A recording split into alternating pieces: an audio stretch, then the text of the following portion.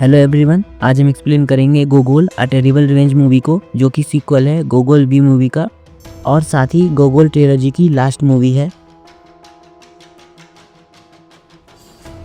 Movie की शुरुआत वहीं से होती है जहां गोगोल बी मूवी खत्म हुई थी। बिन और टेसाक जब चर्च के अंदर आते हैं तो गोगोल को मरा हुआ पाते हैं। वहीं डॉक्टर बूमगार्ड को गोगोल की लाश का पोस्टमार्टम करना होता है, पर वह पोस्टमार्टम नहीं कर पाता। दूसरी ओर वैसलीना अपने पिता वाकुला के साथ बैठकर खाना खा रही होती है। वाकुला वैसलीना को बताता है कि गोगोल की मौत हो चुकी है। इस बात पर वैसलीना वहां से रोते हुए उठकर चली जाती है। पुलिस स्टेशन में टेसाक बिन के पास आता है। वो बताता है कि गोगोल की लाश को दफनाने के लिए जगह मिल गई है। टेसाक बिन से पूछता है कि वो गोगोल की लाश को चर्च में क्यों नहीं दफना रहे हैं। इस पर बिन कहता है कि उन 7 लड़कियों की मौत गोगोल की वजह से हुई है, क्योंकि उसी ने आइडिया दिया था उन्हें फार्म हाउस में रखने का, और अगर उन्होंने गोगोल की लाश को चर्च में दफनाया तो उनके परिवार वाले नाराज हो सकते हैं और गांव में दंगे भी हो सकते हैं। इसके बाद बिन डॉक्टर बूमगार्ड के पास जाता है। वह देखता है कि डॉक्टर बूमगार्ड ने गोगोल का पोस्टमार्टम नहीं किया होता है। वह बूमगार्ड से पोस्टमार्टम ना करने की वजह पूछता है। बूमगार्ड बताता है कि गोगोल उसका दोस्त था और वह उसका पोस्टमार्टम नहीं कर सकता, इसलिए बिन फैसला करता है कि वो बिना पोस्टमार्टम के ही गोगोल की लाश को दफनाएगा। वहीं रात में गोगोल की लाश के पास उक्साना आती है और वहीं बैठकर रोने लगती है। रात में बिन गोगोल के कमरे में जाता है और वहीं बैठ जाता है। बिन को भी गोगोल की मौत का दुख होता है, इसलिए वह फैसला करता है कि वो लोग गोगोल की लाश को चर्च में ही दफनाएंगे। अगले सुबह बाकी लोगों के आने से पहले ही वो गोगोल की लाश को दफनाने लगते हैं। यहीं वाकुला देखता है कि गोगोल की लाश का जो ताबूत है वो कच्ची लकड़ी का बना हुआ है। हालांकि कोई कुछ नहीं कहता और गोगोल की लाश को दफना देते हैं। गोगोल की लाश को दफनाने का काम जैसे ही पूरा होता है, वहाँ लड़कियों के माता पिता भी उनकी लाश को दफनाने आ जाते हैं। वहाँ वैसलीना भी आती है और वाकुला को गोगोल को दफनाने से मना करती है। वो कहती है कि गोगोल जिंदा है और उन्हें गोगोल को जिंदा नहीं दफनाना चाहिए। वाकुला वैसलीना को शांत करने की कोशिश करता है और वहाँ से वो लोग जाने लगते हैं। उधर मरने के बाद गोगोल जब उठता है तो वहाँ अपने पिता को पाता है। उसका पिता उससे माफ़ी मांगता है कि उसने जो भी पाप किए हैं उसके लिए वह उसे माफ़ कर दे।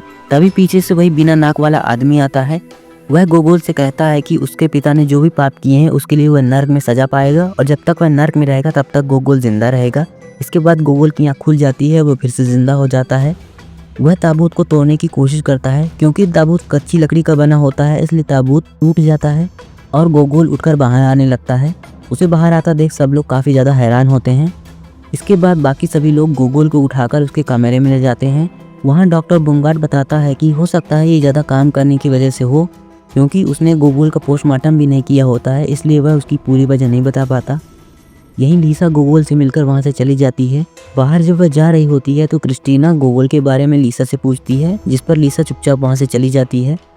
अंदर बिन डॉक्टर बूमगार्ड से पूछता है कि गोगोल की तबीयत कब तक ठीक हो जाएगी। इस पर गोगोल कहता है कि उसकी तबीयत ठीक है। बिन टेसाक को 2 सैनिकों को बुलाने को बोलता है और गोगोल को गिरफ्तार करवाता है। इसके बाद 2 सैनिक आते हैं और गोगोल को गिरफ्तार करके ले जाते हैं। उक्साना ये सब आईने से देख रही होती है। पुलिस स्टेशन में बिन गोगोल को बंद कर देता है, उसके साथ ही वो उसके साथी याकिन को भी बंद कर देता है। बिन बताता है कि गोगोल की वजह से ही उन 7 लड़कियों की मौत हुई है, इसीलिए उसने उन्हें गिरफ्तार किया है। उधर वाकुला अपनी बेटी वैसलीना से पूछता है कि उसे कैसे पता था कि गोगोल जिंदा है। वैसलीना उसकी बात का कोई जवाब नहीं देती। उधर नदी के किनारे उक्साना बैठकर रो रही होती है, तभी वहाँ एलेक्स आता है। एलेक्स उक्साना को देख सकता है, इस बात पर उक्साना काफ़ी हैरान होती है। एलेक्स उक्साना से वहाँ एक सौदा करने आता है। एलेक्स कहता है कि वह उक्साना को दोबारा जिंदा कर देगा, बस बदले में वह गोगोल को वहाँ से लेकर चली जाएगी और यहाँ कभी वापस नहीं आएगी। उक्साना एलेक्स की बात मान जाती है। उधर बार में बिन और टेसाक बैठकर शराब पी रहे होते हैं, तभी वहाँ से काफ़ी ज़्यादा लोगों की भीड़ आती है और वो लोग पुलिस स्टेशन की तरफ जा रहे होते हैं। बिन और टेसाक तुरंत ही पुलिस स्टेशन पर पहुंचते हैं। लोगों का कहना होता है कि गोगोल की वजह से ही उनकी बच्चियों की जान गई है और वह आज गोगोल को मार देंगे। बिन उन्हें रोकने की कोशिश करता है, पर भीड़ उन पर ही हमला करने लग जाती है। इसके बाद वो लोग गोगोल को लॉकअप से बाहर निकालकर चौराहे पर लाते हैं और उसे जलाने की तैयारी करते हैं। उन लोगों ने बिन और बाकी पुलिस अफसर को भी बांध कर रखा होता है। वहीं डॉक्टर बूमगार्ड और वाकुला आते हैं। वाकुला उन्हें रोकने की कोशिश करता है, पर वह उन्हें रोक नहीं पाता। इसके बाद वो लोग गोगोल के चारों तरफ आग लगा देते हैं। यहीं वैसलीना ईश्वर से प्रार्थना करती है बारिश के लिए, तभी बारिश होने लगती है और वहाँ की आग बुझ जाती है। वो लोग अब गोगोल को फांसी देने की कोशिश करते हैं। जैसे ही वे उसे फांसी देने वाले होते हैं, वहाँ गुरु आ जाता है। गुरु उनमें से एक आदमी के पैर पर गोली चला देता है, जिससे सभी लोग डर जाते हैं और वहाँ से चले जाते हैं। कमरे में गुरु गोगोल और बिन को बताता है कि वह उस रात हैना की मौत के बाद उसके कमरे में गया था। जब वह कमरे की छानबीन कर रहा था तभी वहाँ हॉर्समैन आ गया था। वह हॉर्समैन से लड़ रहा था लेकिन तभी कमरे में आग लग गई थी। उसने सोचा कि बाकी लोगों के साथ हॉर्समैन को भी लगा होगा कि वह मर गया और वह इसी बात का फ़ायदा उठाता है और ऊपर से ही गांव पर नज़र रखने का प्लान बनाता है। वह बिन और गोगोल की तारीफ़ करता है कि उसकी गैर मौजूदगी में उन्होंने काफ़ी अच्छे तरीके से इन्वेस्टिगेशन की थी। वह गोगोल से अपनी पेटी मांगता है और उस पेटी का हैंडल निकाल लेता है। गुरु उन्हें बताता है कि यह एक तरह का हथियार है जो कि काली शक्तियों और आत्माओं से लड़ने में काफ़ी मदद करता है। इसके बाद वो हॉर्समैन को पकड़ने के लिए निकल जाते हैं। वहीं एक गुफा के अंदर उक्साना लेटी हुई होती है, तभी वहाँ हॉर्समैन आता है। हॉर्समैन उक्साना को जिंदा करने के लिए उसके शरीर में हाथ डालता है और उक्साना को जिंदा करने लगता है। उधर एलेक्स के घर के अंदर वो लोग लीसा को खोज रहे होते हैं। उन्हें लीसा नहीं मिलती, तभी गोगोल को एक जगह दिखाई देती है जहाँ से एक खुफिया रास्ता होता है। वो उस खुफिया रास्ते से अंदर जाते हैं। अंदर जाने पर वो एक गुफा में उक्साना को पाते हैं। उक्साना के मुंह से पानी गिर रहा होता है। तभी वहाँ एलेक्स आता है। एलेक्स उन सबको उक्साना से दूर रहने को बोलता है, पर बिन एलेक्स पर गोली चला देता है और एलेक्स वहीं मर जाता है। वहीं उक्साना उठती है जो कि अब फिर से जिंदा होती है, पर तभी वहाँ हॉर्समैन आता है और उक्साना को मार देता है। इसके बाद वह उक्साना के अंदर का सारा खून अपने अंदर ले लेता है। यहाँ हम देखते हैं कि वह हॉर्समैन धीरे धीरे लीसा में बदल जाता है। यहाँ लीसा गोगोल से कहती है कि उसके पास जिंदा रहने के लिए इसके अलावा कोई रास्ता नहीं था, पर तभी पीछे से गुरु उस पेटी के हैंडल को लीसा के गले में डाल देता है और लीसा वहीं बेहोश हो जाती है। इसके बाद वो लोग एलेक्स और उक्साना की लाश को साथ ही लीसा को वहाँ से लेकर बाहर जाते हैं। अब हम 163 साल पहले का सीन देखते हैं, जहाँ मारिया और लीसा दो बहनें होती हैं जो कि तलवारबाजी कर रही होती हैं। मारिया लीसा से काफ़ी बड़ी होती है, उसकी अभी तक शादी नहीं हुई होती है। वहीं उसके पिता आते हैं। उसके पिता उन्हें बताते हैं कि उन्होंने मारिया के लिए पति ढूंढ लिया है जो कि काफ़ी ताकतवर लेकिन काफ़ी ज़्यादा बूढ़ा होता है। मारिया ये देखकर काफ़ी ज़्यादा उदास होती है। उसके पिता उन्हें बताते हैं कि एक जादूगर जिसका नाम कासिमीर होता है, उसने उनके राज्य में हमला कर दिया है और उनके राजा ने कासिमीर को जिंदा पकड़ने का काम उन्हें दिया है और वो उसी से जंग लड़ने जा रहे हैं। काफ़ी समय बीत जाता है और एक दिन अचानक उनके पिता का एक साथी वहाँ आता है। वह उन्हें बताता है कि वो लोग कासिमीर से जंग लड़ रहे थे और वो उस लड़ाई में हार गए। उनके पिता और उसके मंगेतर सभी की मौत हो गई है। वो उन दोनों बहनों को वहाँ से भागने के लिए कहता है। वो दोनों बहनें भागते नहीं हैं बल्कि जंगल में एक चुड़ैल के पास जाती हैं। वो कासिमीर को हराने के लिए चुड़ैल से मदद मांगती हैं। वो चुड़ैल उन्हें एक कड़ा देती है। वह उन्हें बताती है कि इस कड़े को उन्हें कासिमीर के गले में लगाना होगा, जिससे वह अपनी किसी भी ताकत का इस्तेमाल नहीं कर पाएगा। वह उन्हें कड़ा दे देती है लेकिन साथ ही चेतावनी भी देती है कि वो लोग बदला लेने जा रहे हैं और इसका परिणाम काफ़ी खतरनाक होगा। वो दोनों बहनें कासिमीर के पड़ाव के बाहर पहुंचती हैं। लीसा मारिया को एक बंदी बनाकर और खुद एक सैनिक के कपड़े पहनकर कासिमीर के पास जाते हैं। जब कासिमीर का ध्यान बटा होता है तो पीछे से लीसा उस कड़े को कासिमीर के गले में लगा देती है। इससे कासिमीर वहीं बेहोश हो जाता है। इसके बाद वो दोनों बहनें कासिमीर को लेकर वहाँ से चली जाती हैं। रास्ते में एक जगह वो लोग रुकने का फैसला करते हैं। वो लोग एक जगह पर रुकते हैं। अगली सुबह जब लीसा सोई हुई होती है तो कासिमीर मारिया को अपने पास बुलाता है। वह मारिया से कहता है कि वह उसे पसंद करता है और उसके साथ रहना चाहता है और अपने गले का कड़ा निकालने के लिए बोलता है। मारिया भी कासिमीर को पसंद करती है, इसलिए वह उसकी बात मान जाती है। जैसे ही वह उसके गले से वह कड़ा निकालने वाली होती है, पीछे से लीसा आती है और वह उसे रोकती है। यही दोनों बहनें आपस में लड़ने लगती हैं। मारिया लीसा को हरा देती है और जैसे ही लीसा को मारने वाली होती है, उसका पैर फिसल जाता है और वह नीचे गिर जाती है।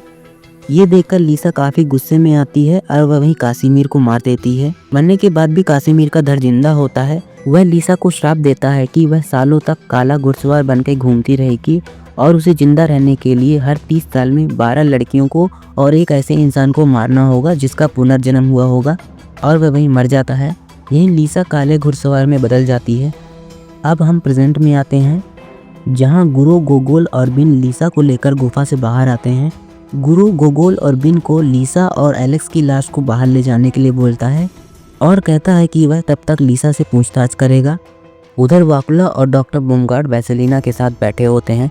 डॉक्टर बूमगार्ड कहता है कि वैसेलिना की वजह से ही बारिश हुई थी, जिस पर वाकुला काफ़ी ज़्यादा नाराज़ होता है और बोलता है कि उसकी बेटी कोई चुड़ैल नहीं है, बारिश अपने मौसम की वजह से हुई थी। डॉक्टर बूमगार्ड वाकुला को शांत करने की कोशिश करता है और उसे बाहर लेकर चला जाता है। थोड़ी देर बाद जब दोनों वापस आते हैं तो वेसेलिना को वहाँ नहीं पाते। वहीं बार में टेसा क्रिस्टीना के साथ बैठा हुआ होता है। वो क्रिस्टीना को बताता है कि एलेक्स ही काला घुड़सवार है, उसे ने बाकी सभी लड़कियों की जान ली होती है। इसके साथ वह यह भी बताता है कि लिसा और गोगोल एक दूसरे को पसंद करते हैं। यह सुनकर क्रिस्टीना काफ़ी ज़्यादा हैरान होती है और टेसाक को वहाँ से जाने के लिए बोलती है। टेसाक, याकिम, डॉक्टर बूमगार्ड और वाकुला के साथ वेसेलिना को ढूंढने के लिए जंगल में जाते हैं। वह एक पेड़ के नीचे वेसेलिना को देखते हैं जिसके चारों ओर काफ़ी सारे पक्षी उड़ रहे होते हैं। वाकुला वेसेलिना के पास आता है और उससे माफ़ी मांगता है। वेसेलिना वाकुला को बताती है कि बिन और गोगोल की जान खतरे में है और वो लोग एलेक्स के घर के लिए निकल जाते हैं। वहीं एलेक्स के घर के बाहर हम बिन और गोगोल को देखते हैं जो कि एलेक्स और उक्साना की लाश को बाहर लेकर आते हैं। बिन गोगोल को कहता है कि उन्होंने भी हॉर्समैन को पकड़वाने में मदद की है और उन्हें भी लिसा के साथ पूछताछ में शामिल होने दिया जाना चाहिए था। बिन गोगोल को पिछले दरवाजे से अंदर चलने के लिए बोलता है और वो दोनों अंदर चले जाते हैं। लिसा गुरु को बताती है कि एलेक्स उसका पति नहीं है, उसे अपने इंसानी रूप में बने रहने के लिए कुछ जड़ी बूटियों की ज़रूरत थी जिसके बारे में सिर्फ एलेक्स जानता था। एलेक्स ने जब लिसा को देखा था वह तभी उसे पसंद करने लगा था और लिसा ने उसे अपने साथ रख लिया। यहाँ गुरु बताता है कि उसे लिसा के बारे में काफ़ी टाइम से पता था। यहाँ आने से पहले उसने इस जगह की पूरी जानकारी ली थी। उसे पता चला था कि लगभग 60 साल के अंदर 30 साल के दौरान लगभग 26 लोगों की यहाँ मौत हुई थी, जिनमें से शुरू की 12 लड़कियाँ थीं और जिस एक को उसने मारा था उसका किसी न किसी तरह से पुनर्जन्म हुआ था। यही काम उसने अगले 30 साल में भी किया था और उसे उम्मीद थी कि वह अगले 30 साल में भी यही करेगी। और वह यह बात भी जानता था कि गोगोल अपने जन्म के समय मरा हुआ था, उसे पुनर्जीवित किया गया था, इसलिए वह उसे चारे के रूप में डिकांका लेकर आया था। लेकिन उसने गोगोल को नहीं मारा बल्कि उसने उक्साना को पुनर्जीवित किया फिर उसे मारा। क्योंकि वह गोगोल को पसंद करने लगी थी इसलिए वह गोगोल को नहीं मार पाई। ये सब बातें बिन और गोगोल पीछे से छुपकर सुन रहे होते हैं। गोगोल और बिन गुरु के सामने आते हैं। गुरु उन दोनों को अपने साथ काम करने के लिए बोलता है लेकिन वो दोनों नहीं मानते और बिन लिसा पर गोली चला देता है। गोगोल लिसा के पास जाता है। लिसा गोगोल से उसके गले का कड़ा निकालने के लिए बोलती है। गोगोल उस कड़े को निकाल देता है और लिसा घुड़सवार में बदल जाती है। गुरु और बिन उससे लड़ने की कोशिश करते हैं पर वह उन दोनों को हरा देती है। इसके बाद लिसा गोगोल के पास आती है। वह गोगोल को अपने साथ चलने के लिए बोलती है पर गोगोल उसके साथ चलने से मना कर देता है, यह कहकर कि उसने भले ही अपनी ज़िंदगी बचाने के लिए लड़कियों को मारा है पर वह एक कातिल है और वह उसके साथ नहीं जाएगा। तभी वहाँ पर क्रिस्टीना आती है। क्रिस्टीना दरअसल लिसा की बड़ी बहन मारिया होती है। यहाँ हमें पता चलता है कि जब मारिया की मौत हो गई थी तो मरने के बाद मारिया के पास एक शैतान आया था। उसने मारिया को उसका बदला पूरा करने के लिए पुनर्जीवित किया। पुनर्जीवित करते समय उसने मारिया से कहा कि वह पहले अपना बदला लेगी और अपना बदला लेने के बाद वह पूरी दुनिया पर कब्जा करने में उसकी मदद करेगी। उसका ध्यान दुनिया की आसपास की चीज़ों में न जाए इसके लिए वह उसे बूढ़ी औरत में बदल देता है और मारिया पुनर्जीवित हो जाती है। मारिया लिसा और गोगोल पर हमला करती है। तभी बिन उस पर हमला करने की कोशिश करता है लेकिन वह उसी के तलवार से बिन को मार देती है और फिर गोगोल पर भी तलवार से हमला करती है। लिसा गोगोल को बचाने के लिए अपनी पूरी ताकत लगा देती है जिसकी वजह से वह धीरे धीरे बूढ़ी होने लगती है। तभी पीछे से मारिया लिसा का सर काट देती है और वह वहीं मर जाती है। बाहर वेसेलिना के साथ सभी लोग आते हैं। वेसेलिना अकेले ही अंदर चली जाती है और दरवाज़ा बंद कर देती है। जैसे ही मारिया गोगोल को मारने वाली होती है वहाँ वेसेलिना आ जाती है। वह मारिया को रोकती है और उस पर अपने डॉल से हमला करती है। जब उसका ध्यान बटा होता है तो पीछे से गोगोल उस कड़े को लेकर आता है और मारिया के गले में लगा देता है जिससे मारिया वहीं गिर जाती है। तभी वहाँ गुरु आ जाता है। वह गोगोल को थैंक यू बोलता है और अब लिसा की जगह मारिया को ले जाने की बात करता है। गुरु मारिया को लेकर चला जाता है। कुछ टाइम बाद बिन की लाश को बाकी सभी लोग दफनाते हैं। गोगोल डिकांका से जाने वाला होता है। बाकी सभी लोग उसे अलविदा कहते हैं और वहाँ से चले जाते हैं। गोगोल डिकांका से वापस आता है। वह लिसा की मौत से काफ़ी ज़्यादा दुखी होता है इसलिए वह दिन रात शराब पीता रहता है। एक दिन जब वह शराब पी रहा होता है तभी उसे लिसा की याद आती है।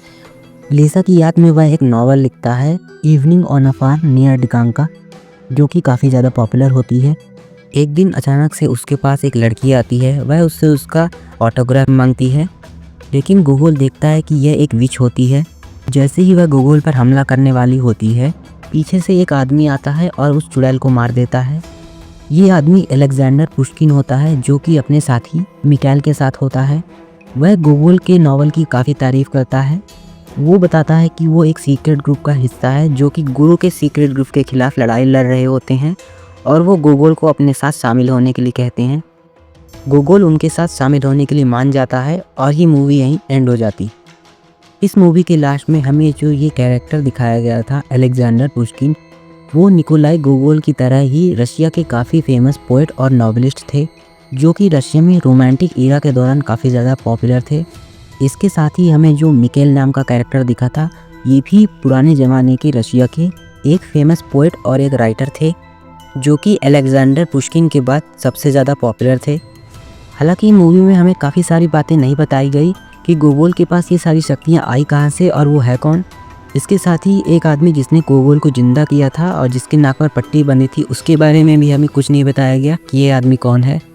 साथ ही वो शैतान जिसने मारिया को फिर से ज़िंदा किया था, उसके बारे में भी हमें नहीं पता चला कि ये कौन था। तो गाइस, ये था मेरा एक्सप्लेनेशन गोगोल ट्रिलॉजी की पूरी मूवीज़ का। अगर आपको ये एक्सप्लेनेशन पसंद आता है तो